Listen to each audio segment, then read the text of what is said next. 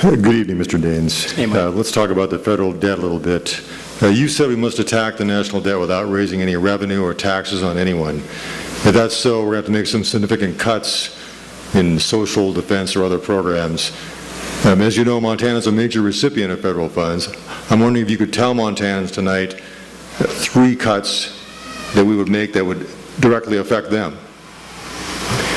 Well, the national debt is something we hear about as we travel around this state. We've been to all 56 counties, and there's just heartfelt concern about what is the end game as it relates to the debt crisis our nation faces.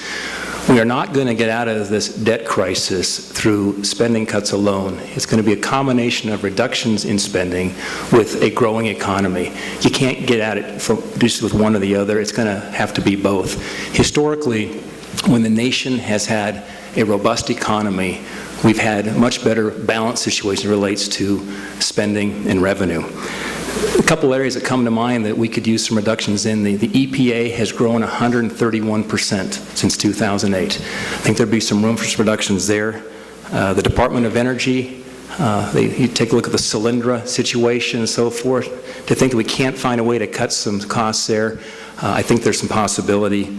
And clearly we're just going to look across the board at all agencies and looking for how can you do more with less, like we've had to do in the private sector and our private lives here for several years. Thank you. Senator Gillan, 1 minute. Great. Good evening, everyone. It's time to get serious. If I've traveled around the state of Montana, people are concerned about the economy and they are concerned about long-term spending. But they also know that in Montana, you cannot get serious about the economy if you support proposals such as the Ryan budget that will slash funding for education. We know in Montana that education and the economy go hand in hand. We also know that you need to look seriously, you need to start from the middle. You need to look at budget cuts or trimming our budget, but of course you also need to look about why are we continuing to provide tax breaks and losing revenue to corporations that ship our jobs, American jobs, overseas.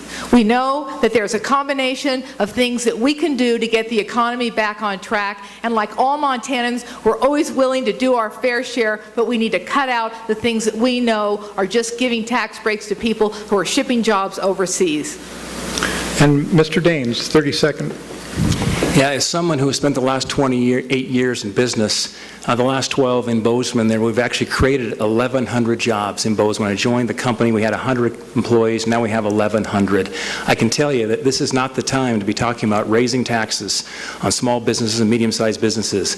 If we allow the businesses the incentives to keep more money in their pockets, they'll then invest in hiring and putting more money in new taxpayers' pockets, which is called new employees, and growing this economy and getting out of this hole that we're in.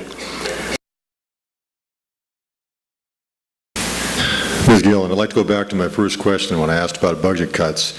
I asked about cuts that would directly affect Montanans. I did not hear either one of you describe a cut you might support or propose that would directly affect Montana. I'll give you another chance to answer that question. I'm wondering, will you answer it, or are you going to be like every other politician that says, oh, we can cut the budget, but nothing's going to be cut that's going to affect you here?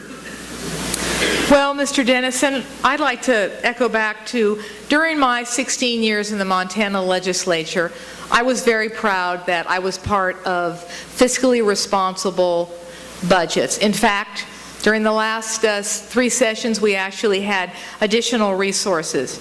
To the issue of where I want to cut specifically in Montana, what I want to do is go there and see what are the specifics of the cuts.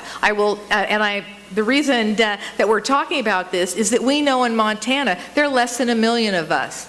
And in our highway and transportation system, we really depend upon those federal dollars, not just so everyone in this room can get around, but our small businesses have an opportunity to transport goods.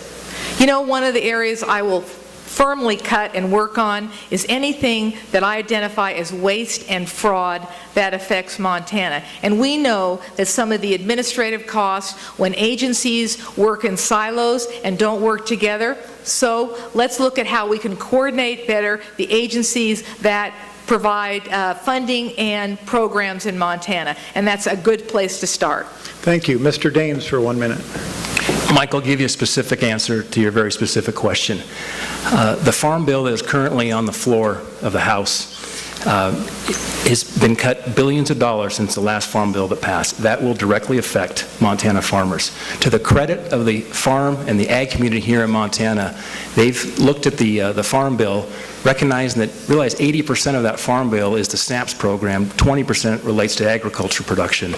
But they have done their part to reduce the spending in the farm bill, to move away from direct payments, to move more towards the private and public partnership as it relates to crop insurance. And they're doing their part here to tighten their belts and reduce spending, and that is directly going to affect the farmers here in Montana. But we know what we need to do? We need to pass the farm bill now. We've left them hanging. It expired on the 30th of September. It's time to pass the farm bill. They've come to the table and reduced costs. Senator Gillan, 30-second wrap-up.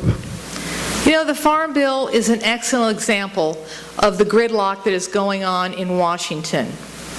I would respectfully disagree. The Senate version of the Farm Bill recognized not only the importance of crop insurance, but the importance of helping new farmers, because we're all concerned that as our population ages, that there isn't going to be that new generation to run Montana farms.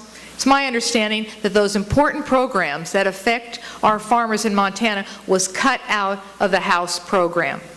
Thank you.